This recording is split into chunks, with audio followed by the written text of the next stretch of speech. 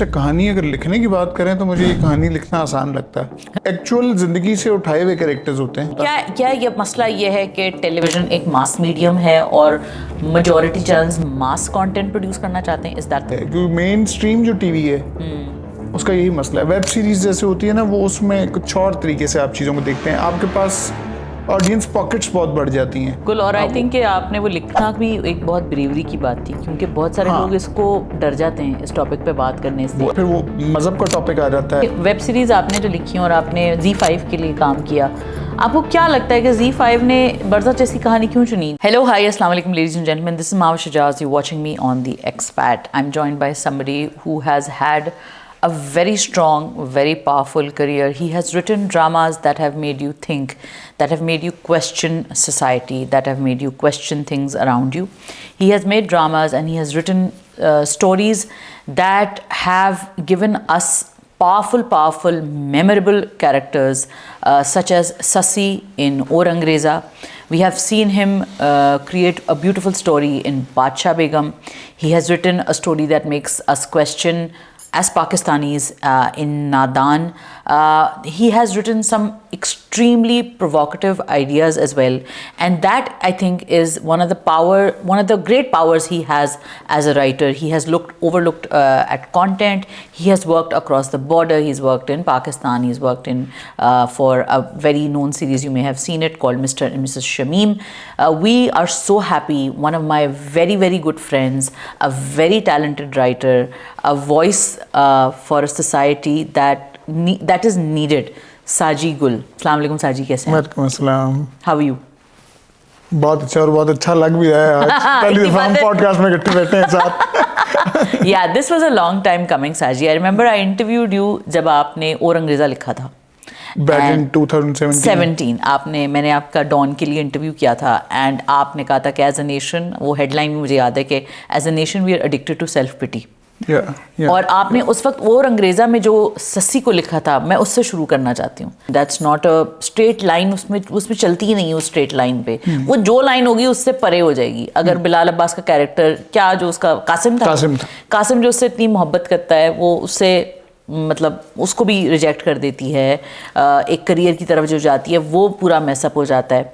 कितना मुश्किल है ऐसी कहानी लिखना। Where do you draw the stories from, and when you write the stories and you talk to channels, कहाँ आपको सबसे ज़्यादा रेजिस्टेंस फेस करने को मिलती है? अच्छा, कहानी अगर लिखने की बात करें तो मुझे ये कहानी लिखना आसान लगता है। लिखना इज द इजी पार्ट। हाँ, क्योंकि वो एक्चुअल जिंदगी से उठाए हुए कैरेक्टर्स होते हैं। हाँ। जैसे आप देख रहे होते हो, जो असल जीते जागते कैरेक्टर्स होते हैं। हाँ। जिनकी सब साइड्स होती हैं। हाँ। जो ग्रे होते हैं, जो प्योरली ब्लैक एंड वाइट नहीं होते, जो असल लाइफ में एग्जिस्ट ही नहीं करते, ग्रेज ही करते हैं असल लाइफ में। उनको पिच करना, उनको स्क्रीन तक लाना, वो बेसिकली डिफिकल्ट पार्ट वो है।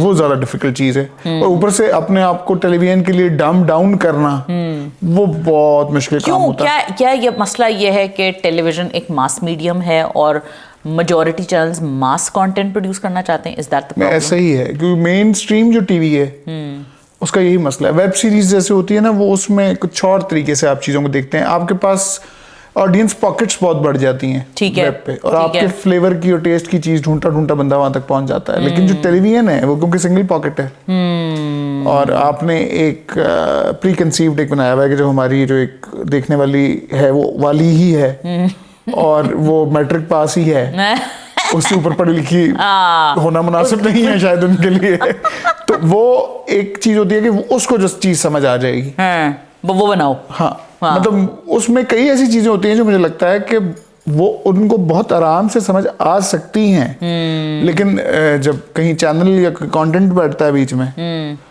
वो फिर अपने कैलिबर के हिसाब से उसको बहुत ज्यादा डम डाउन, वो अपने हिसाब से नीचे करता है, उस देखने वाले के हिसाब से नहीं करता।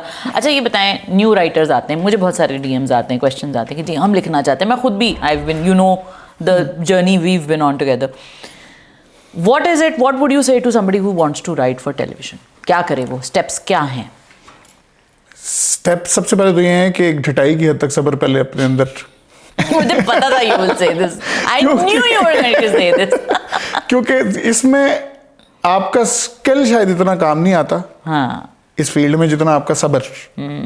तो करगस का एक सब्र चाहिए गिद्ध वाला एक सब्र चाहिए कि बड़े आराम से आप पेशेंटली बैठे रहो आपको थिक स्किन्ड होने की जरूरत होती है, क्योंकि ये जर्नी ऐसी है कि मैं आज भी करते करते करते मतलब और अंग्रेजा से मैं कह सकता हूँ कि मैं एस्टैब्लिश जैसे हो गया था, लेकिन उसके इतने अरसे बाद भी मुझे फिर लगता है कि शायद स्ट्रगलिंग फेज के अंदर ही खड़े हुए हैं अभी तक, क्योंकि ये फील्ड ऐसी है कि इसके असल दुख शायद उस स्ट्रगल पीरियड में नहीं शुरू होते, तो शुरू ही तब होते हैं जब आप एस्टैब्लिश या कहीं आपका पहला काम चल जाता है।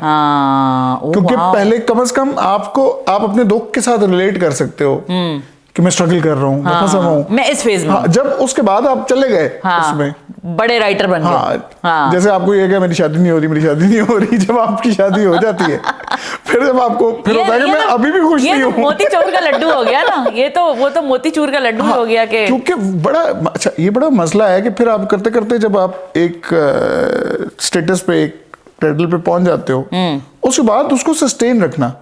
अक्सर लोगों को लगता है मैं आऊं आगे चौका छक्का पहले ही मारूं, बस उसके बाद हर चीज सेट हो जाएगी, उसके बाद खुद ब खुद चीजें। अच्छा, मजा की बात यह है कि पहला चौका छक्का जिसका लग भी जाता है, उसके बाद उसको सस्टेन करना इतना मुश्किल काम है कि वो एक जरा सा भी उससे नीचे आने की कोशिश करे नहीं आ सकता फिर। तो मुझे लगता है कि ये विनर्स से ज्यादा सर्वाइवर्स की फील्ड है, जो टाइम के साथ चलते रहते हैं। टाइम टू टाइम अचानक कोई चीज उठ के कितने सालों तक आप उसमें मुझे कहना चाहिए फुसफुटाहा समझ रहे होते हो आप किसी को कि ये नहीं चल गया, चला हुआ कारतूस है, लेकिन वो फिर अचानक इतना उठता है, जबरदस्त चीज बना देता है। या उसको मौका किसी ऐसे टाइम पे मिलता है, या वो कहानी सुनाने का मौका किसी ऐसे टाइम पे मिलता है, तो फिर वो चीजें उठ के आपको ऐसा लगता है। जैसे मेरी एक दफा माबरा हुसैन से पॉडकास्ट में ही बात हो रही थी, तो वो यही कह रही थी कि आप ट्राई करते हैं, हर बंदा ट्राई कर रहा होता है अपना मैजिक डालने की, लेकिन कभी कभी कोई चीज़ मैजिक कैसे बनती है हमें भी नहीं पता होता। क्या ऐसा है? ऐसा बिल्कुल ऐसा है। कई दफ़ा कुछ कहानियां होती हैं, आपको अक्सर वो चीज़ें बहुत सिंपल लग रही होती हैं, लेकिन वो जब बनना शुरू होती हैं तो फिर आपका एकदम अपना एक मैजिक होता है कि ये कैसे उठ के। Did you think that way about Aurangzeb when you were writing it, when it was being made, and you know Sajal was relatively not new, but not as big of a star as she is now. अच्छा, उसमें मैं ये कहता हूँ कि जिस तरह मुझे सजल का जो कैरेक्टर है वो था, या जो ख़याम का कैरेक्टर था, उसके बारे में तो अपनी एक श्योरिटी थी। वो कैरेक्टर्स भी जानते उसके उन्हें उर्दू स्पीकिंग और एक पोइटिक फैमिली के दिखाए थे, ताकि वो जब बात करें तो वो डेप्थ, क्योंकि लॉजिकल है ना कि वो अब कुछ राइटर्स की तरह ये नहीं कर सकता कि कोई भी थड़े पे खड़ा हुआ अचानक को बहुत बड़े जुमले बोलना शुरू कर दे। मेरा ये है कि मुझे लॉजिकली एक बेस चाहिए एक कैरेक्टर के लिए कि ये जुमला कोई बोल भी सके इतना बिल्कुल बिल्कुल। उस पूरे स्क्रिप्ट में आपको शायद हैरत ही हो सुन के, लेकिन उसमें कासिम का जो कैरेक्टर था वो मेरे ओरिजिनल वन लाइनर में था ही नहीं। वो करते करते कितना बड़ा और कितना प्यारा कैरेक्टर बन गया। और उस जमाने में स्पेशली ये था कि उस जमाने में तो सारे जिस तरह अभी फिर दोबारा टॉक्सिक हीरोज थोड़े माचोज और वो थोड़े से उस तरह के हैं, उस जमाने में कासिम को का कैरेक्टर एक्सेप्ट करना ही मुझे लगता है बिलाल की बहुत बड़ी चीज थी, कि उस जमाने में एक हीरोइन से दबा हुआ और रो सकने वाला हीरो, और जो डांटे खा रहा है लूजर था। हाँ, लूजर की तरह वो बिहेव कर रहा है, और वो कभी रोता है, कभी क्यूटनेस वाली उसके अंदर चीज आती है, वो उसमें वो माचो वाली, और वो ये नहीं था कि मैंने एक मुक्का मारा और ये किया, वो तो था ही नहीं उसके अंदर। वो उस जमाने में वो बहुत नया इसलिए लोगों को फील भी हुआ, और वो जिस तरह से वो बन के निकला, मतलब बेसिकली अगर मैं देखूं तो वो कैरेक्टर मैंने उसके डिफरेंट फेजेस को कनेक्ट करने के लिए सिर्फ क्रिएट किया था ओरिजिनली, लेकिन जब वो स्क्रिप्ट में निकलता हुआ आया उसकी बहुत वो करते करते कुछ का कुछ बन के ऐसा ही होता है, प्रोसेस ऐसा ही क्रिएट होता है। क्योंकि अगर देखा जाए तो और अंग्रेजा हीरो हीरोइन की कहानी नहीं है, बाप और बेटी की कहानी है तो यही बात तो यही है, लेकिन वो फिर भी रोमांटिक भी है साथ। हाँ, तो वो रोमांस कासिम लेके आया थ्रू आउट पूरे के पूरे प्ले में। और माशाल्लाह उनकी केमिस्ट्री भी बड़ी जबरदस्त, बहुत खूबसूरत, बहुत प्यारा उनका काम था, बहुत मजे के दोनों लगे थे। जितने अच्छे वो उसमें मुझे लगे, मुझे उसको दोबारा, हालांकि बड़ा काम किया उन्होंने दोबारा साथ, लेकिन मुझे उतने मजे के कभी भी नहीं लगे। जब आपने बादशाह बेगम लिखा और जब आप नादान जैसी कहानियां लिखते हैं जो सोशल इशू बेस्ड होती हैं, और आपका खुद बड़ा सन्नाटा, एक आपका जो एक तरीक़ा है या तरीक़ा वारदात जिसे कहते हैं, वो माशरे को अपना ही भद्दा चेहरा दिखाने का एक मुतरादिफ तरीक़ा है। That's what you try to show society that this is who you really are. Why is that voice so important to you?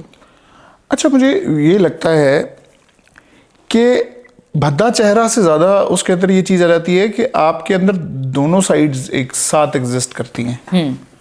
बहुत सी चीज़ें हैं जो कि आप ये समझें, हम सोचते हैं जैसे माँ है, माँ ऐसा तो नहीं कर सकती, माँ सिर्फ यूं कर सकती है, माँ ये। जब एज अ ह्यूमन आप किसी को भी देखते हैं तो उसके अंदर बहुत सारी चीज़ें आ जाती हैं। Like door. हाँ, डोर वाली चीज़ें हैं कि एक बहुत ज़्यादा शदीद किस्म की पोजेसिव, ओवर प्रोटेक्टिव और जालिम हद तक प्रोटेक्टिव माँ का कैरेक्टर उसमें आ जाता है।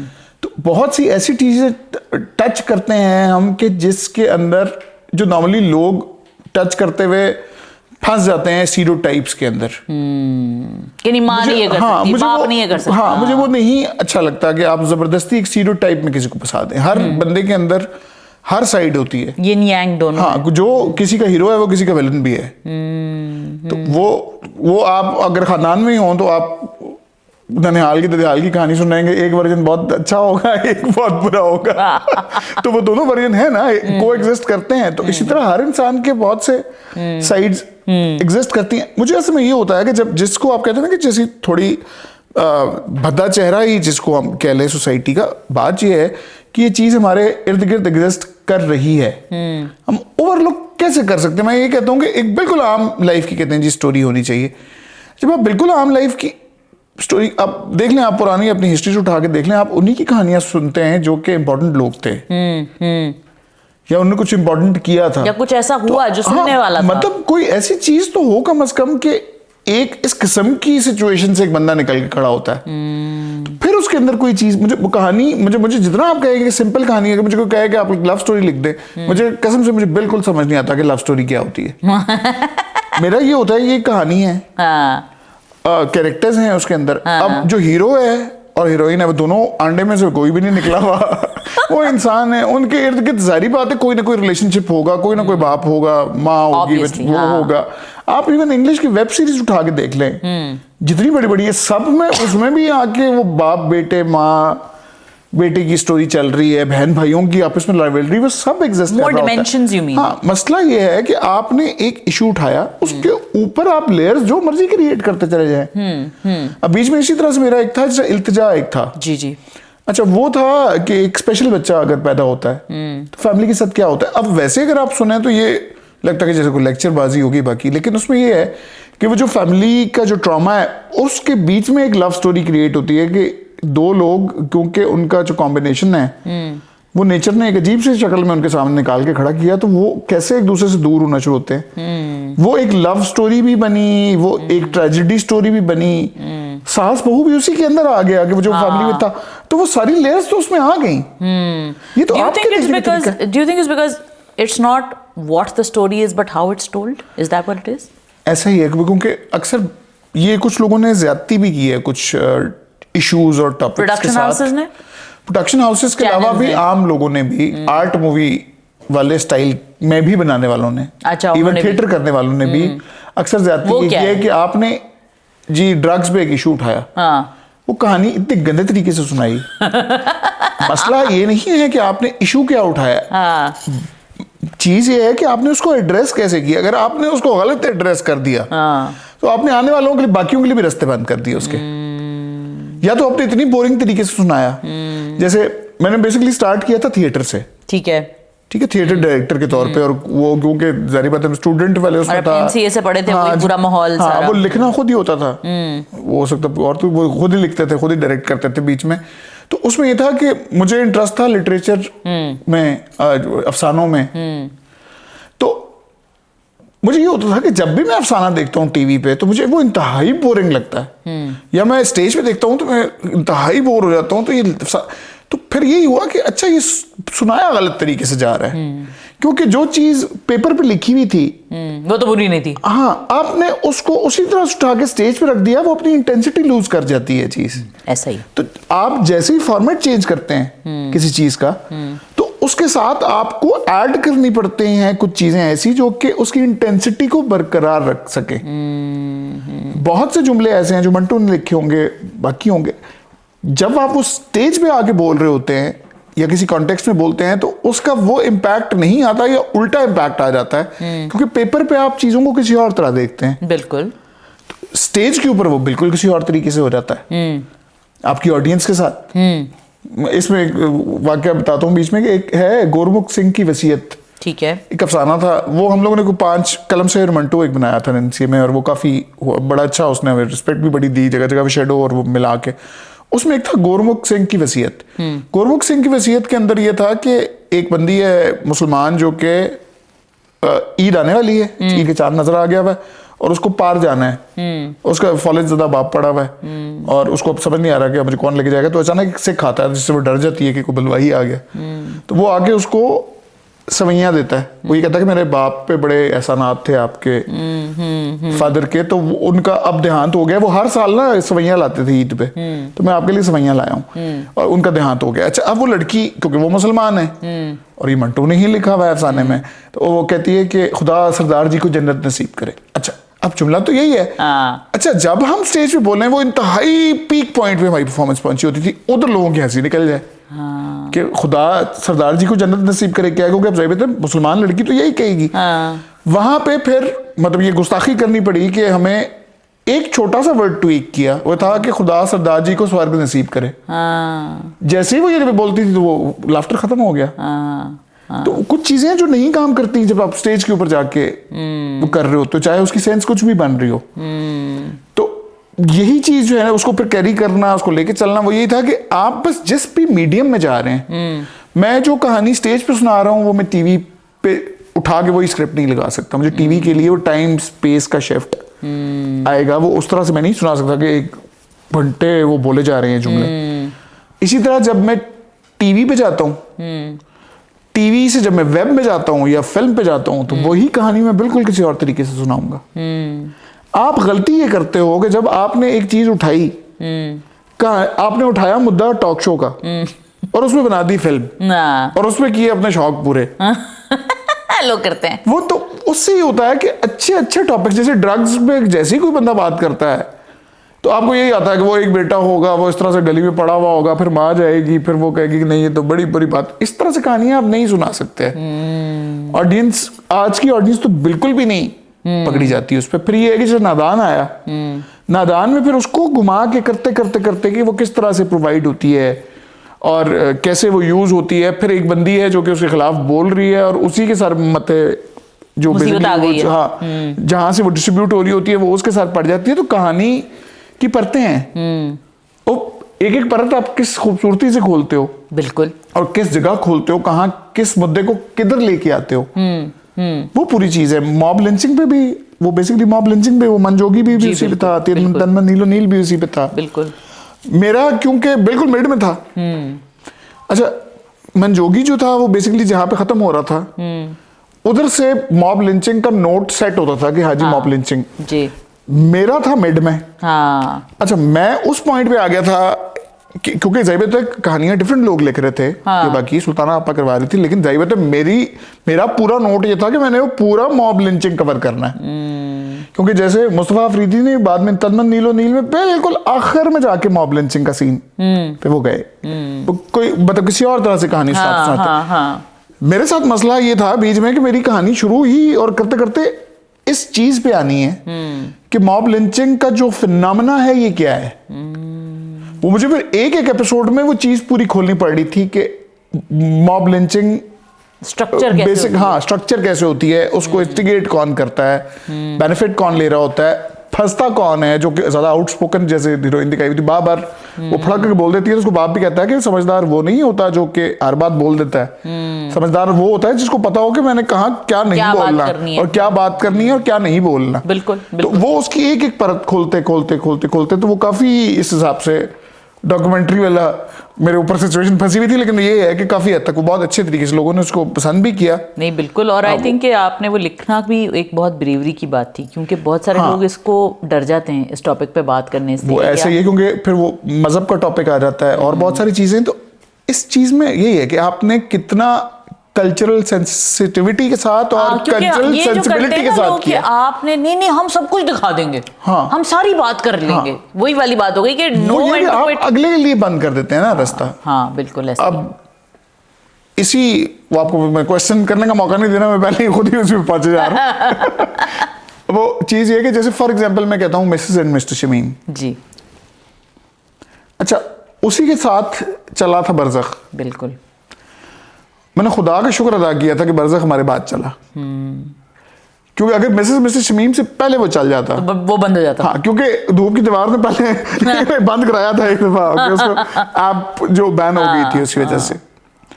तो वो ये होता है कि जब आप एक इशू को, अच्छा मैं तो बड़ा खुल डुल के बोल रहा हूं, आप सोच ही नहीं रहे कि अगला जो सुनने वाला है वो इसे एक्सेप्ट करेगा या उल्टा और खिलाफ हो जाएगा उस चीज के।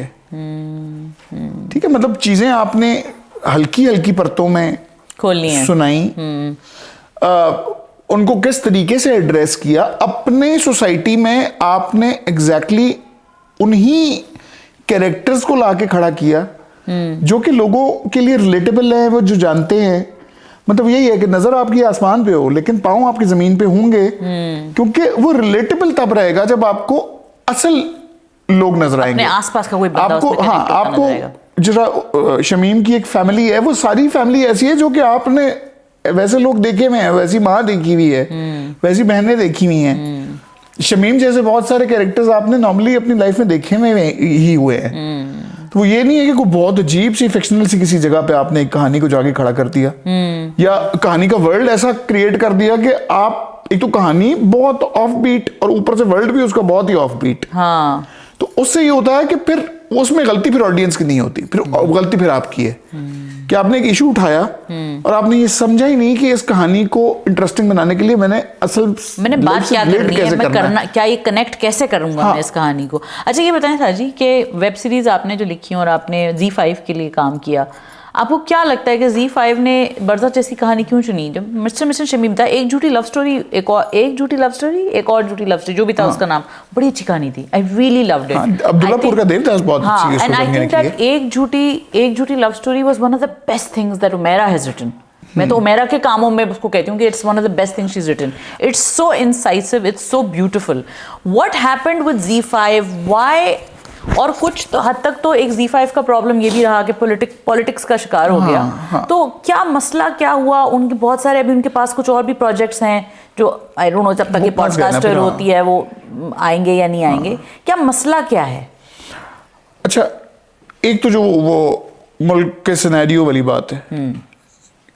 अच्छा, मीडिया को लोग सोचते नहीं है इस तरह, लेकिन मैंने खुद ये एक्सपीरियंस किया है कि पॉलिटिक्स के चेंज होने से, पावर स्ट्रक्चर्स के चेंज होने से, पॉलिटिकल पार्टीज के चेंज होने की वजह से सबसे ज्यादा जो हिट आता है वो आता है मीडिया के ऊपर। ओके, ठीक है, क्योंकि वो यही है कि जैसे हम, यही वाली चीज है कि एक चीज बनना शुरू हुई, जी वालों ने पाकिस्तानी ड्रामों की, ये नहीं हुआ कि वो कोई चंदा करने आए थे हमें कि नहीं चलो तुम लोग नहीं बना सकते तो चलो पाकिस्तानी हो तुम भी बना लो। उनको एक मार्केट नजर आई कि पाकिस्तानी ड्रामा की जब मार्केट हमारे यहाँ इंडिया में उनके यहाँ इतनी ज्यादा है, तो उन्होंने ये सोचा कि क्यों ना हम फिर पाकिस्तान से ही बनवा के लेके जाएं, रूसी फ्लेवर में बनवा के लेके जाएं। ठीक है। उन्होंने ये भी नहीं किया कि पाकिस्तानी राइटर से लिखवा के तो इंडियन डायरेक्टर से करवाया। उन्होंने Pakistani director, Pakistani actor, Pakistani crew, वही प्रोडक्ट वही पकड़ा। हाँ, क्योंकि जैसे ईरानी फिल्म से ईरान से बन के आ सकती है और कोई मुल्क बिल्कुल बना सकता। उन्होंने ये आइडेंटिफाई किया कि पाकिस्तानी ड्रामा जो है उसकी एक खास, उसका एक फ्लेवर है जिसको हम कहें ना कि फिल्म शायद हमारे यहाँ कोई जॉनरा क्रिएट नहीं कर सकी ऐसा जो कि बहुत यूनिक हो, जो हमारी लेबल हो। हाँ, पाकिस्तानी ड्रामा ने वो कर लिया। It's a brand on its own, it is. मतलब अपनी लिमिटेशंस के अंदर एक खूबसूरती उसकी निकल आई। बिल्कुल, बेशक कि वो उसने वो कर लिया। इंडिया में एक फिल्म की इतनी बड़ी अम्ब्रेला थी कि उसने उनके म्यूजिक को भी इफेक्ट कर दिया। उसकी कवाली जो है वो फिल्मी कवाली है, उसका पॉप फिल्मी पॉप होगा, उसकी गजल फिल्मी वो मतलब गजल होगी, उसका ड्रामा फिल्मी होगा, उसकी न्यूज तक फिल्मी होगी। पाकिस्तान को एक तरह की ब्लेसिंग रही है कि फिल्म इतनी बड़ी अम्ब्रेला बन नहीं सकी, तो हर चीज अपनी शक्ल में आपको प्योर गजल, प्योर कवाली, प्योर ड्रामा, हर चीज अपनी अपनी शक्ल में अलग-अलग अपनी उसकी नजर आती है। तो पाकिस्तान के अंदर जो ड्रामा है वो बेसिकली उनको पसंद आया। अब वो हो ही रहा था कि जैसे ये होना था, मिसेस मिस्टर शमीम होना था, तो जब हम गए हैं दुबई में ही मीटिंग ऑब्वियसली हो सकती थी, जब उनकी टीम के पास जा रहे थे उस जमाने में ये था कि अब पता नहीं है मोदी दोबारा आ जाते हैं नहीं आते पावर में, तो इसलिए वो डामाडोल था। फिर वो आ गए, फिर उन्होंने सर पकड़ के बैठा कि ओह अब क्या होगा। लेकिन फिर ये है कि फिर जी ने कर लिया बहरहाल, फिर भी वो करके हिम्मत वाले वो थे, उन्होंने कर लिया।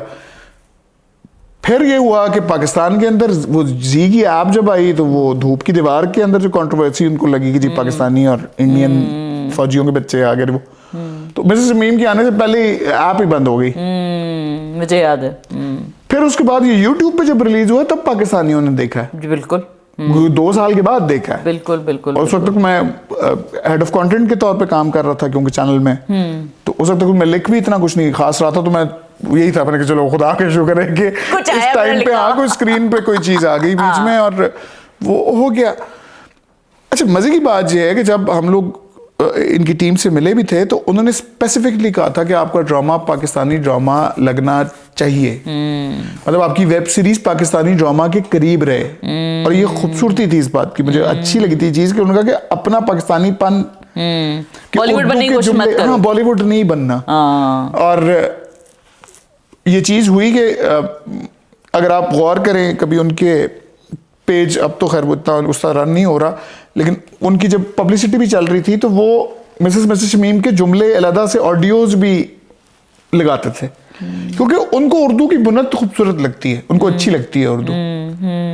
मतलब वो प्राइड से बोलते हैं, जैसे हम लोगों के यहाँ इंग्लिश आप प्राइड से बोलते हैं, तो कभी आप शबाना आजमी का या आप कभी राज बब्बर का इंटरव्यू सुने तो वो उनके बात करने में और मैनरिज्म में जो एक प्राइड नजर आता है ना उर्दू बोलते हुए, वो है वो जैसे हम इंग्लिश बोलते हैं तो मैं तो बहुत फख्र से उर्दू, हाँ मुझे खुद उर्दू जो है वो बहुत ज्यादा खूबसूरत जुबान लगती है। और वो है भी।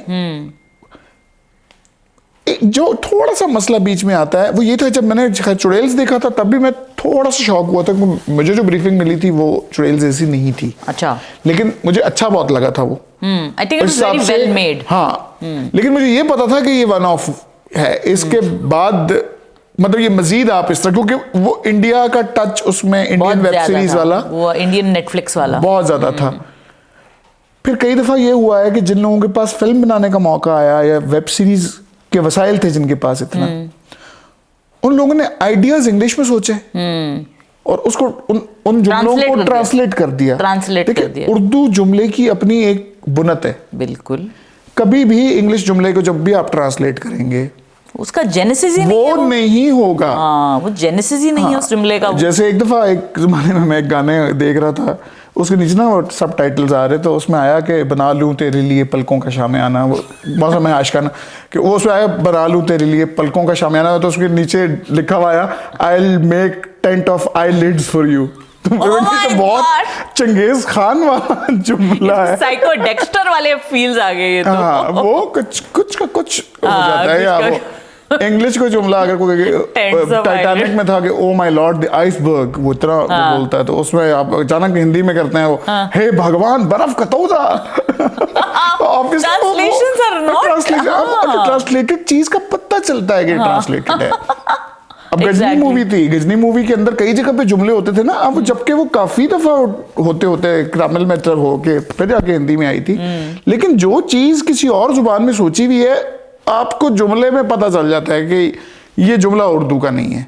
अच्छा, जो ये आपने बड़ी अच्छी एक बात की, I want to take it on from there, कि आपने कहा कि पाकिस्तानी ड्रामों का जो ये एक ब्रांड है, तो जो जुमले की आपने बात की, पाकिस्तानी ड्रामों का एक सिंटैक्स है, हम एक तरीक़े से बात करते हैं, हमारी उर्दू एक ख़ास तरीके की है। कभी कभी जो मैं इस पर आपका टेक लेना चाहती हूँ कि आजकल मुझे लगता है कि लोगों की जो तवज्जो है वो जुमले पे नहीं है।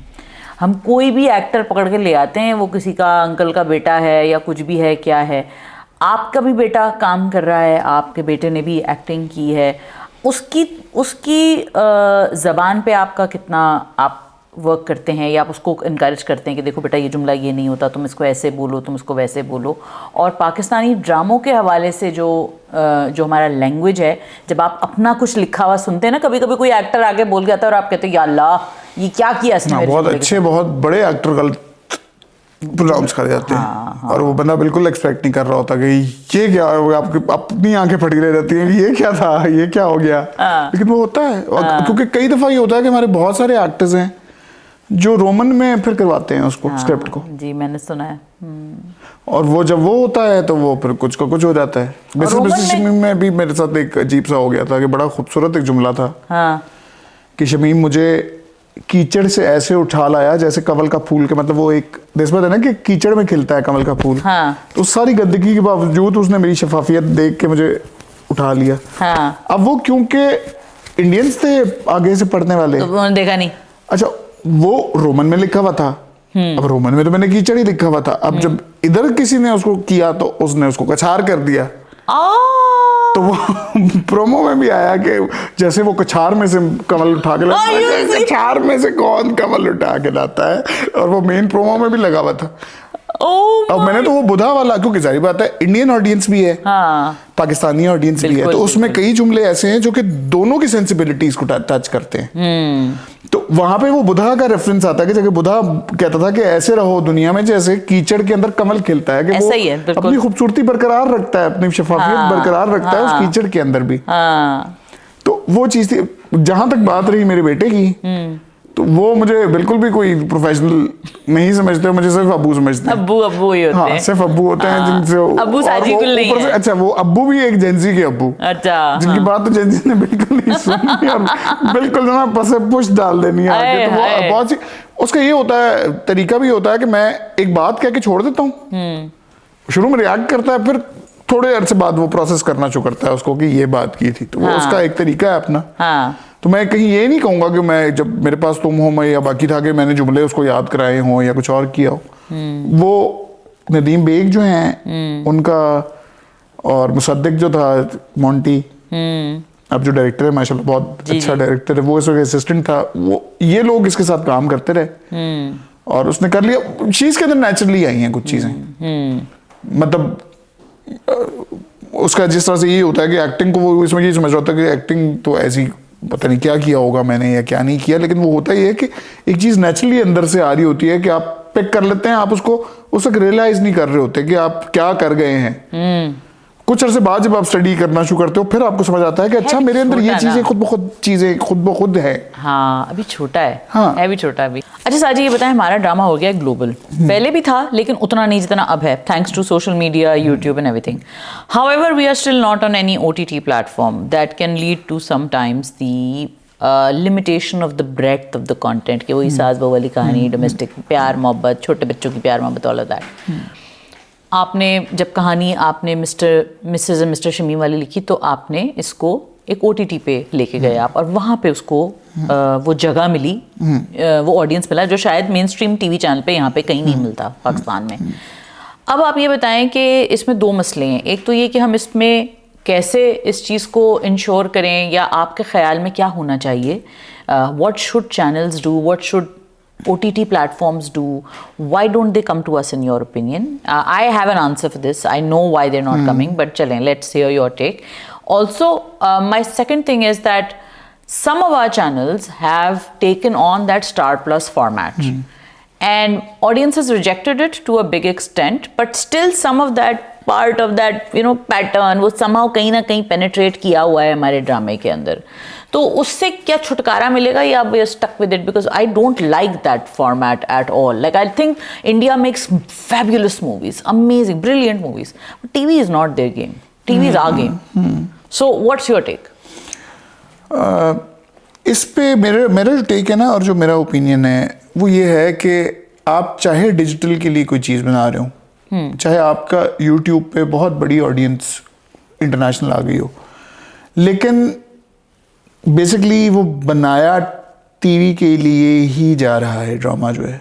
आप पाकिस्तानी ड्रामे की बात कर रहे हैं? पाकिस्तानी ड्रामे की बात कर रहा हूँ कि वो यूट्यूब पे रखा जाता है, वो बनता TV के लिए। बेशक, हाँ, ऐसा ही। जब तक आप डिपेंडेंट रहेंगे TV की स्क्रीन के ऊपर, आप एक हद से ज्यादा नहीं चीजों को क्रॉस कर सकते, क्योंकि आप ये नहीं कर सकते। मतलब एक ड्रामा है, चलो वो यूट्यूब के थ्रू लोग देख रहे हैं, लेकिन हर जगह ये चीज काम नहीं करती कि आपने टीवी के लिए एक चीज बनाई, उसको उठा के बस वही बात जो आप शुरू में कह रहे थे कि मैंने अफसाने को थिएटर में डाल दिया, तो कैसे हो सकता है? वो जैसे लोगों ने करने की कोशिश की थी शुरू में यूट्यूब या ओटीटी पे, अगर आप लेके जाने की कोशिश करते हैं ड्रामा को, तो वो नहीं वर्क करेगा, क्योंकि वो फॉर्मेट ही कुछ और है। देखिए ना, ऑडियंस का बिहेवियर बिल्कुल कुछ और होता है। बिल्कुल, टेलीविजन की ऑडियंस का बिहेवियर कुछ और होता है, आपकी ऑडियंस की पॉकेट कुछ और होती है, वेब पे वो चेंज हो जाती है। फिर आप जब बेंच वॉच करते हैं, बेंच वॉच करते हुए आप वो फ्लेवर अलग होता है। हाँ, मतलब टीवी के ऊपर मसला सबसे बड़ा ये होता है कि आपको लीनियर कहानी ही सुनानी है। आप मिसेस शमीम की तरह 3-3 टाइमलाइंस और आगे घुमा फिरा के ऐसे नहीं कहानी सुना सकते, क्योंकि एक हफ्ते के गैप से आने वाली जो एपिसोड होती है, ऑडियंस बिल्कुल कनेक्ट करना बंद कर देती है। ठीक है। टेलीविजन की ऑडियंस के साथ इवन ये होता है कि टेलीविजन पे बहुत सी अच्छी क्वालिटीज जो कहानी की हैं वो बुरी बन जाती हैं। कि अगर आप ये कहते हो कि मैंने हर सीन इंपॉर्टेंट लिखा है, अब किसी वजह से बीच में बच्चा रो पड़ा अचानक ड्रामा देखते हुए, अब ऑडियंस मिस कर दिया, आपने एक सीन मिस किया, उससे नेक्स्ट सीन आपको समझ आना बंद हो जाएगा।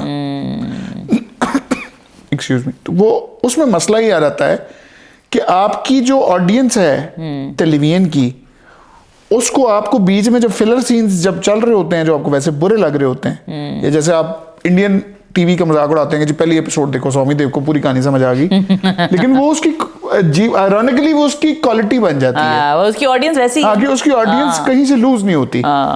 जब आप सारे सीन्स इंपॉर्टेंट लिख रहे हैं, हर एपिसोड में कोई बहुत इंपॉर्टेंट चीज कर रहे हैं, उसमें एक एपिसोड मिस हुई तो उसको आगे कहानी तीसरी से समझ आनी बंद हो जाएगी, वो कहाँ जाएगा, वो लॉस्ट हो गया। ये चीजें काम करती हैं जब आप करते हैं बेंच वॉच। पहली एपिसोड से आखिरी एपिसोड तक आप एक साथ जाते हैं, तो अक्सर मेरी चीजें ऐसी हैं जो कि डिजिटल पे ज्यादा काम करती हैं। अगर उसी को आप टीवी प्लेस करेंगे तो वो रेटिंग नहीं लेगी। ठीक है। लेकिन जब तक हमारी इंडस्ट्री टीवी के रेटिंग और इस एड पे और इस ऑडियंस, इस सिंगल पॉकेट के ऊपर डिपेंडेंट रहेगी, तब तक आप बहुत खुल के कुछ भी नहीं बना सकेंगे। बहुत खुलने का मतलब ये नहीं होता कि कोई फहाशी की बात कर रहे हैं या कोई बहुत ही सेंसर वाले या टैबू टॉपिक्स।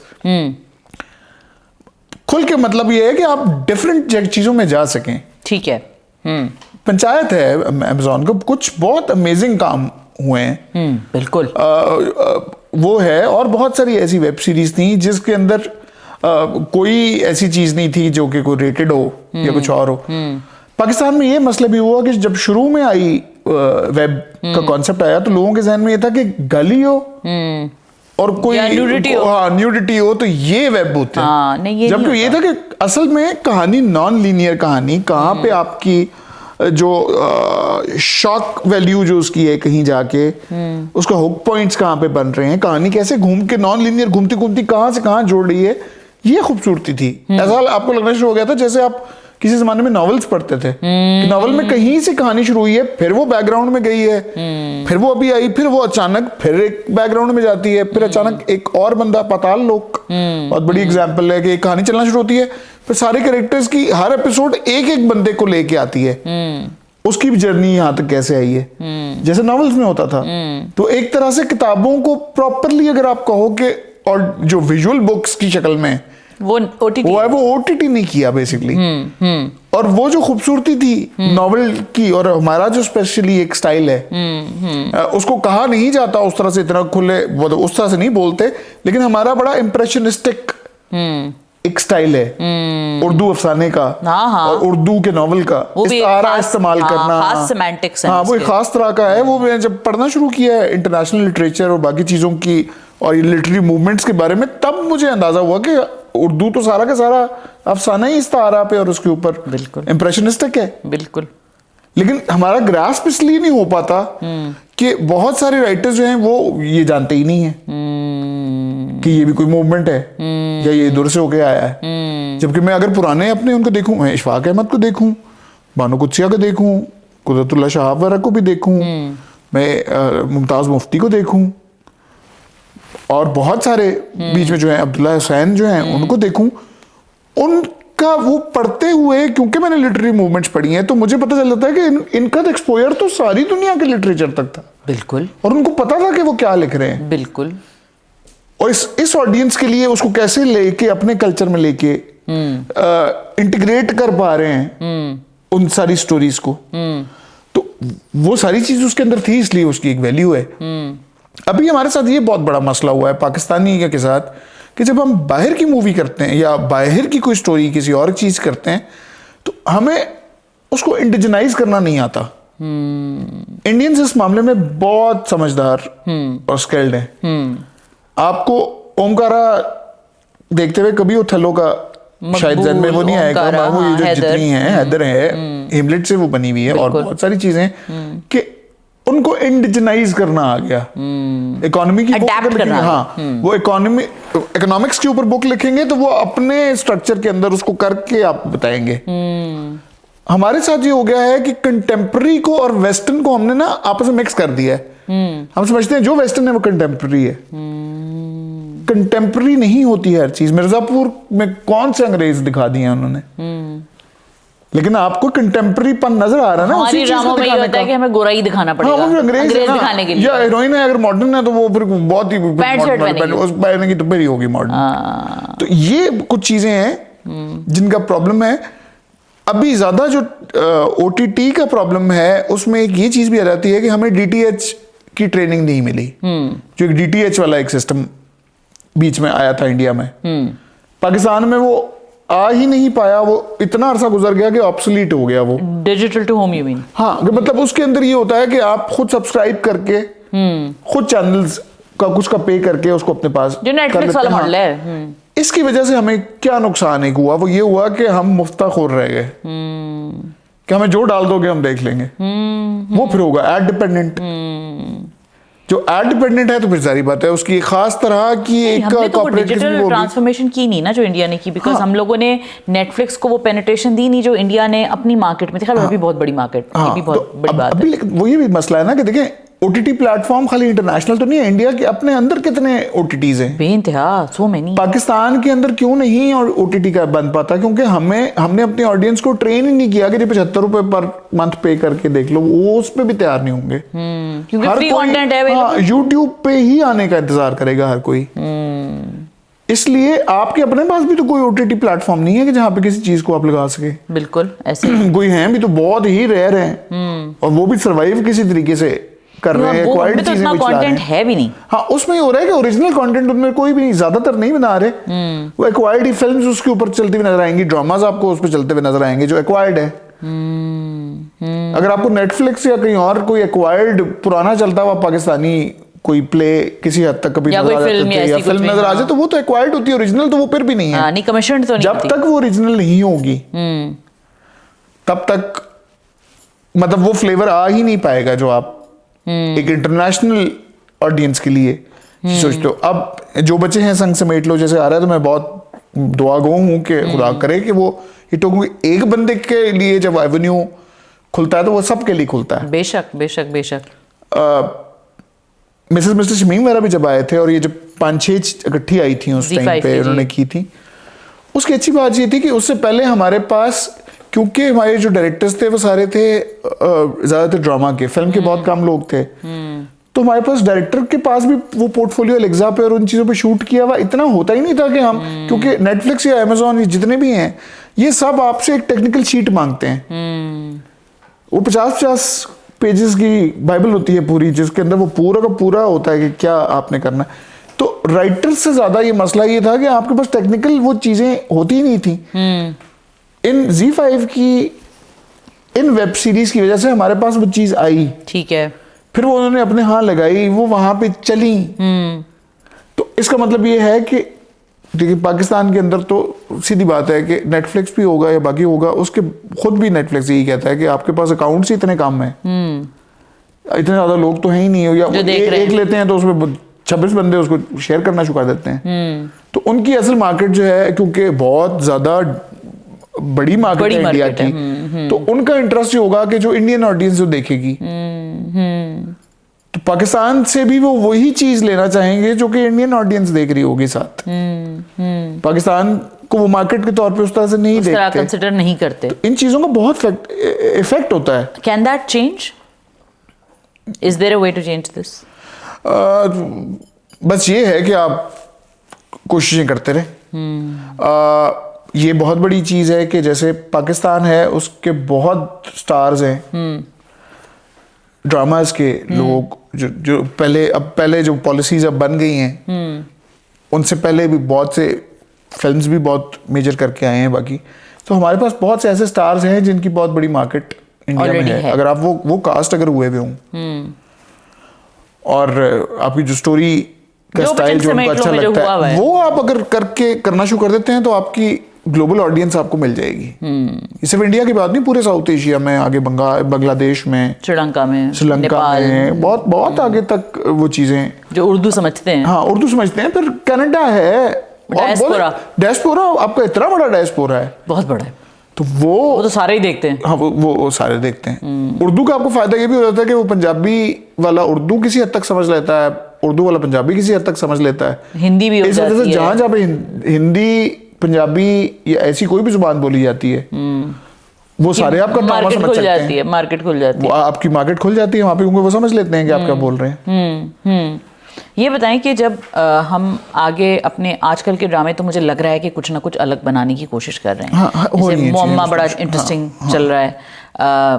ग्रीन टेलीविजन ने भी बड़ा, आप भी एसोसिएटेड रहे ग्रीन टेलीविजन के साथ, और आपने बहुत ऐसी कहानियाँ स्टार्ट की जो बड़ी ग्राउंड ब्रेकिंग थी।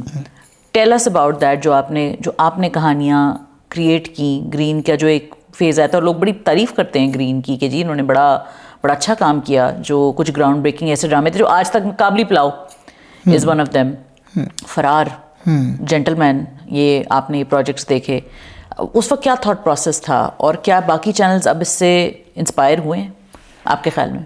अच्छा, वो ये था कि जो ग्रीन है उसका की फिलॉसफी यही थी, जो पूरी टीम है, मैं उसमें अकेला तो नहीं वो कहूँगा कि जी मैंने सारा कर दिया, वो जो पूरी टीम थी उनका सोचने का तरीका ये था कि हम वो चीज़ें करेंगे जो कि नहीं चल रही। हम इस तरह की स्टोरी टेलिंग पे जाएंगे, हम इस तरह की कहानियां उठाएंगे, हम इस तरह की उसमें कुछ चीजें चली, कुछ चीजें नहीं भी चली। तो वो पता चल जाता है आपको अपनी मार्केट के अंदर प्लेस करके कि ये चीज चल रही है, बट एटलीस्ट दे ट्राइड। हाँ, तो वो फिर ये हुआ कि ग्रीन की वजह से एकदम लोगों को है कि कहानी तो ये भी सुनाई जा सकती है, या कहानी तो इस तरह भी सुनाई जा सकती है, और लोग उसको रिसीव करने के लिए भी तैयार है। I think जिंदो was a great example also। हाँ, जिंदो जब बना था, काबली पुलाव में जैसे एक बूढ़ा हीरो और young heroine, stand up comedy बीच में आया, स्टैंड अप गर्ल, हाँ स्टैंड अप गर्ल जो है वो आया, जीवन नगर है, और बहुत सारी ऐसी कहानियां हैं जो कि आप नहीं सोचते थे कि कहानी ऐसे सुनाई जा सकती है। किसी हद तक ओटीटी के स्टाइल की, नए फॉर्मेट्स की। फिर उसके बाद मैंने खुद ये ऑब्जर्व किया है कि करते करते आहिस्ता आहिस्ता बाकी चैनल्स के यहाँ भी डोर्स खुले हैं और उन्होंने खुद ये चीजें देखी। उसके बाद ड्रामा अगर थोड़ा सा पुरानी स्टोरी लेके और या स्टाइल लेके चल भी रहा हो तो उन्होंने थोड़ा सा स्टोरी टेलिंग उसके अंदर, बेसिक प्लॉट आपका अगर वो ये तो इनोवेशन आई है। और काफी मतलब कोविड ने जैसे हमें धक्का मार के एकदम डिजिटल एज में लाया है ना, तो ऐसे ग्रीन का ये काम रहा है कि वो चीजों में आगे पुश करके ले आए हैं, लेके गया है। खुद अब उसको फॉलो कर रहा है नहीं कर रहा वो, अब मैं उसके बारे में कुछ नहीं कह सकता। अब तो मुझे लगता है कि उनकी भी जो कंटेंट है, कुछ चीजें वो वाकई बड़ी अच्छी अभी भी बना रहे हैं, लेकिन कुछ चीजें में वो वाकई उस स्टार प्लस वाले फॉर्मेट पे चले। उसका प्रॉब्लम ये होता है कि जब आप, वही मसला रहता है कि टीवी, शायद वेब पे तो ये काम कर जाती हैं चीजें, लेकिन टीवी पे जब रेटिंग जब नहीं शो हो रही होती तो क्या करेंगे आप? इन द एंड आप क्या कर लेंगे?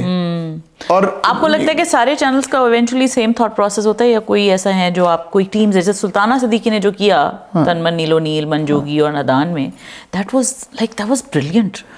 अच्छा, वहां पे आप इस तरह से जा सकते हैं जब ये कहता है ना कोई एक जो चैनल हेड है या प्रोड्यूसर है, वो जब ये कहता है कि मुझे इससे प्रॉफिट मिलता है नहीं मिलता मुझे फर्क नहीं पड़ता, तब वो ये चीज बना सकता है। अगर उसने ये कहा कि नहीं मैंने छप्पड़ ही फाड़ने हैं, मैंने इससे इतना वो करना है वो करना है, फिर नहीं आप जा सकते इस चीज पे, अगर आप डर जाओगे इस चीज से। और वो यही वाली बात है कि आपका राइटर भी खुल के लिखेगा, आपके एक्टर्स भी खुल के परफॉर्म करेंगे, जबरदस्त किस्म की परफॉर्मेंसेस देंगे। जब आप एक छोटे पिंजरे से उस बड़े परिंदे को बाहर आने का मौका दोगे, जब आपने बड़े बड़े परिंदों को छोटे छोटे पिंजरों में कैद कर दिया, तो वो मैक्सिमम बेचारे क्या करके दिखा देंगे आपको, क्या करके दिखा देंगे। That's such a sad and beautiful way to put it. Saji, ये बताइए कि हम लोग फिल्में क्यों नहीं अच्छी बनाते? फिल्मों का आपने लिखी थी आई थिंक, कोई एक आपने कोलैबोरेशन तो कुछ की थी ऐसी, राइट, बीच में? हाँ, एक दो हैं, बस वो पड़ी हुई हैं डब्बों में पड़ी हुई। हाँ, मेरी भी एक फिल्म डब्बे में पड़ी हुई है। डब्बों में पड़ी हुई है। तो इसमें मसला असल में ये है कि लेकिन टीवी है ना, टीवी एक चलती हुई एक इंडस्ट्री है, वो चल रही है। उमैर अलवी ने कहा था कि हम फिल्म नहीं बनाते, हम बड़ा ड्रामा बनाते हैं। हाँ, ये है बात, सच है? कह सकते हैं इसको, लेकिन उसमें भी और बहुत सारी चीज़ें, वो उसके अंदर वो सेंसिबिलिटी भी नहीं होती जो ड्रामे की होती है। उसमें प्रॉब्लम जो मैं वो कहने की कोशिश कर रहा हूँ ये है कि एक इंडस्ट्री है जो कि फाइनेंसेस भी अपने लेके चल रही है। टीवी इंडस्ट्री है जो कि रेगुलर चल रही है, ये नहीं है कि उसके अंदर गैप्स आते हैं। नहीं, और बड़ी स्मूथ चल रही है। स्मूथ चल रही है। मैं भी एज अ राइटर जो है, मैं कंफर्टेबल हूँ कि मैं सीरियल राइटर के तौर पर रहूँ। बिल्कुल।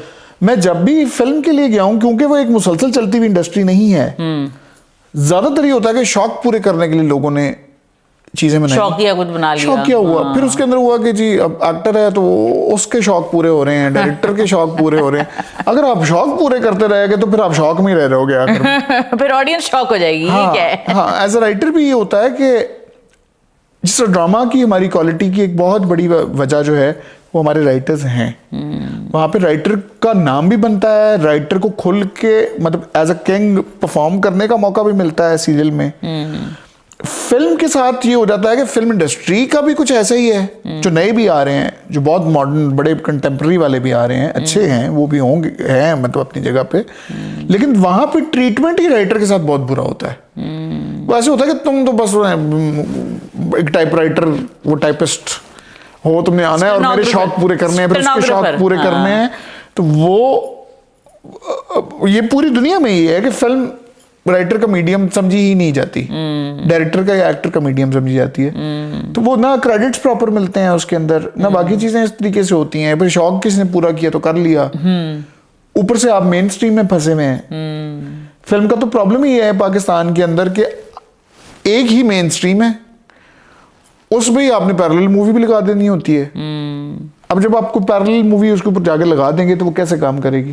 और सिनेमा भी इतने नहीं है हमारे। हाँ, पैरेलल के लिए जगह नहीं है ना, नहीं, इसमें सिनेमा ही नहीं है, वही है, बड़ी फिल्म के लिए जगह नहीं है। देखिए ना, इंडिया में फिर यही चीज रही है कि ABCD रीजनल इंडस्ट्री सब के लिए जगह थी।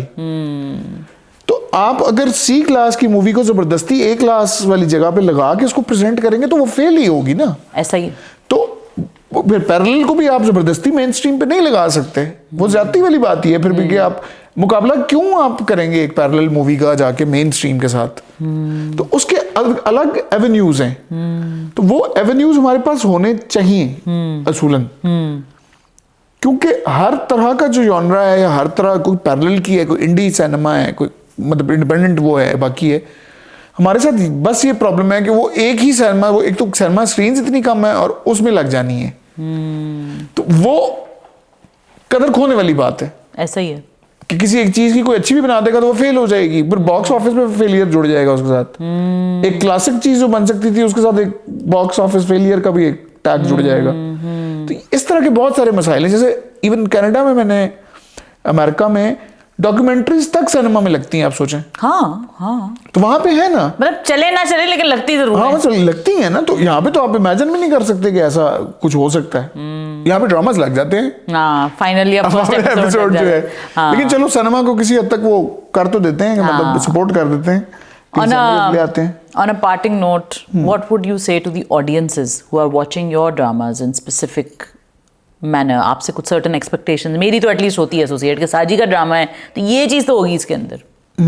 एक ग्लोरिफिकेशन, जैसे मैं कहती हूँ कि आप, मुझे याद है मैंने आपको मैं नाम नहीं लूँगी, मैंने किसी ड्रामे को देख के बोला था कि मैं कहा साजी ये आप इसके पीछे नहीं हो सकते, क्योंकि आप कभी भी बॉडी शेमिंग नहीं करोगे, आप कभी भी इस तरह की नेगेटिव हीरो को नहीं ग्लोरीफाई करोगे। तो आप क्या चाहते हो कि आपकी ऑडियंस आपके ड्रामे से क्या लेके जाए, अखज़ क्या करके जाए?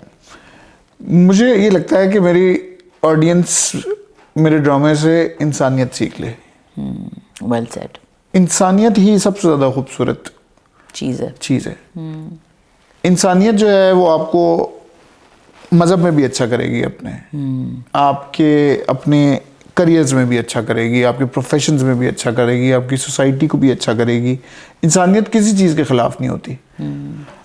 उसको आप ज़बरदस्ती अपने एजेंडा के हिसाब से उसको इंसानियत को कोई शक्ल इधर उधर देते रहें, जैसे हो रहा है इंटरनेशनली अब, वो एक अलग चीज़ है, लेकिन इंसानियत बेसिकली, इंसान से गलतियां भी होती हैं, उनको माफ करना सीखना। एक जो बहुत परफेक्ट आदमी होता है ना, उससे मोहब्बत करना कोई मुश्किल, कोई आपका कमाल नहीं होता, ये आपने उससे मोहब्बत कर ली। एक ऐसा शख्स जो कि जिसके अंदर एरर हो, जिसमें कोई खामी हो, तो सब में ही होती है मेरे ख्याल तो। हाँ, लेकिन उसको जान के उसके साथ मोहब्बत करते रहना, असल अचीवमेंट ये होती है कि सिर्फ और सिर्फ वो खूबसूरत साइड देख के नहीं, डाउन साइड्स भी देख के। इंसानियत यही है, इंसान की खूबसूरती ही है। लेकिन तो यही होता है, मुझे तो लगता है आप किसी से मोहब्बत करते हैं तो वो थोड़ी देर ही आपको खूबसूरत लगता है, उसके बाद तो आपको उसके सारे पहलू नजर आने शुरू हो जाते हैं। हाँ। और फिर आपको उससे अगर मोहब्बत है, सच्ची है, हाँ, तो फिर उससे तब भी रहती है। हाँ, वो उसकी सारी साइड्स देख के हाँ, भी जो है ना, उसकी सारी हर तरह का पहलू से भी तेरे हर दौर से मोहब्बत है वाली बात है। जो एक स्पेशली लास्ट में कहना चाहूंगा, ये कई दफा मैं कह भी चुका हूँ पहले भी अपनी जो ऑडियंस है उससे, जो जनरल ऑडियंस है, कि आप जो देखते हैं वो बताता है कि आप कौन है। आप जो कंज्यूम करते हो वो आप वही बन जाते हो।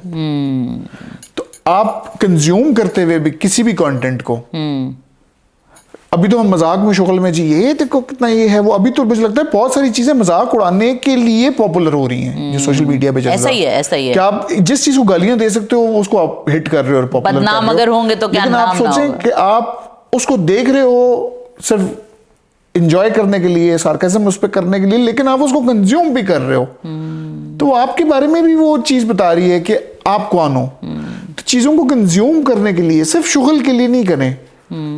मतलब ये वाली चीज है कि सिर्फ और सिर्फ फन के लिए कंटेंट को इस तरह से मत देखें। Be more mindful. हाँ, माइंडफुल हो, और ताकि आप जो भी चीज कंज्यूम कर रहे हैं इन द एंड तो वो आपकी बॉडी का, जो भी आप फूड कंज्यूम कर रहे हो वैसे बॉडी का वही बात है ना। तो ये आपके माइंड का हिस्सा है। हाँ, तो ये माइंड की ग़िज़ा है ना आपकी। तो वो अगर आप बहुत ज्यादा केयरफुल होकर नहीं चूज कर रहे तो इन द एंड आप उसी का एक पार्ट हो गया, वो आपके अंदर रिफ्लेक्ट होना शुरू हो जाएगा।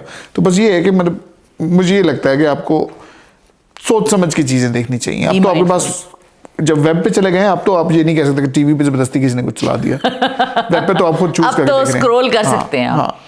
थैंक यू सो मच साजी, आपकी कॉन्वर्जेशन का as always it's always such a joy to talk to Saji. He is one of those rare salt of the earth people, very brutally honest when he has to be, but then also I think one of the big things you may have learned from this podcast also, and what I've also learned from Saji, is that you can be honest, but you don't have to be brutal. Those two things don't have to go together.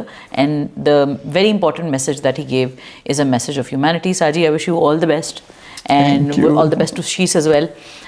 Guys, don't forget to catch Saji on his socials, on the products and the projects that he's working on. Apna bahut khayal rakhiyega. Don't forget to like, comment, share, subscribe. Khuda Hafiz.